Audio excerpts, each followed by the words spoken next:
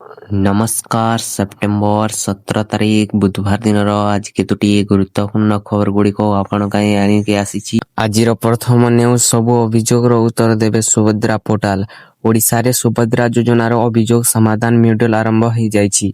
एही मॉड्यूल रे मध्य रे विभाग अधिकारी माने समस्त अभियोग उत्तर देवे। एने उपमुख्यमंत्री प्रभाती परिड़ा कहते पूर्वर लोक माने पोर्टाल अभियोग करुथिले किंतु कोनोसी उत्तर न पाउथिले। एबे विभागीय अधिकारी माने समस्त उत्तर देवे। ये लोकंक अभियोग जांच करी ब्लॉक स्तरीय पठाजिबो एवं सुभद्रा योजना आवेदनकारी स्थिति सब विषय रे समस्त सूचना पोर्टाल रे उपलब्ध हेबो। सेमाने सुभद्रा योजना रु काहीकि बात पड़िथिले, एहार कारण कोन थिला एवं भविष्य रे पुणी थरे शामिल हेबा पई सेमाने कोन करिवे से विषय रे प्रश्न उत्तर विभाग देवे बोली उपमुख्यमंत्री कहिसंती। रिपोर्ट अनुଯାयी वर्तमान एही योजना रे 2,09,00,000 हिताधिकारी अछंती किंतु 2,48,000 हिताधिकारी को बात दिया जाइछि। परवर्ती खबर आवास दिवस पालन करिवे राज्य सरकार। प्रति जिला प्रशंसार आयोजन हेबो सहरांचल प्रधानमंत्री आवास मेला। अने सबु जिल्लापाल चिठी लिखिछंती नगर उन्नयन विभाग और प्रमुख शासन सचिव। परवर्ती खबर राज्य रे आगामी 3 दिन जाए वर्षा संभावना। आसंता 24 घंटा अनेक स्थान रे हालुकारू मध्यम धारणा वर्षा संभावना रहितिबारु नै पूर्वमाननको कहिछि आंचलिक पाणीपाग कार्यालय। प्रबल वर्षा नै सुंदरगढ़, मयूरभंज, केन्दुझर और बालेश्वर एही 4टी जिला को प्रबल वर्षा नै येलो वार्निंग जारी करा जाइछि विभाग। परवर्ती खबर एही मासरे बदलिबो मंत्रिमंडल।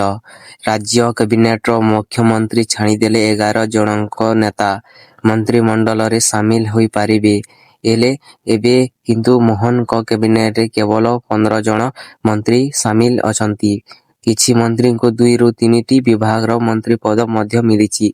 तेणु एही सब मंत्री को पाखको दायित्व अटे किछि नुआ विधायक मंत्री पद दिया जाई पारे बोली चर्चा हेउछि। एवं एथर इलेक्शन रे 78 आसन जीती सरकार को आसीछि बीजेपी, जोथिरे 54 जन नुआ विधायक रहिथिबा बेले 24 जन हेउछंती पुराना विधायक। तेबे एही विधायक मानको भितर किछि नेतांको नुआकारी मंत्री मंडल रे शामिल करा जिबो सहित वर्तमान मंत्री थिबा किछि नेतांको पदरु हटा जाई पारे बोली चर्चा हेउछि। परवर्ती खबर बात्या नै बड़ सूचना। अक्टोबर रे बात्यार समय एहाकु नै एबेटू कल्पना जल्पना आरंभ होइतिले भी ठिकणा सूचना दैछंती एआईएमडी डीजी मृत्युंजय महापात्र।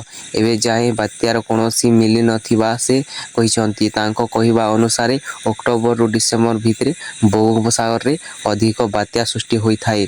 ए सबु समय रे प्रतिवर्ष साधारण बंगोपसागर एवं अरब सागर रे 5टी बात्या सृष्टि होई थाए। ता भितरे 3टी बात्या अक्टोबर रु डिसेंबर सृष्टि होई थाए।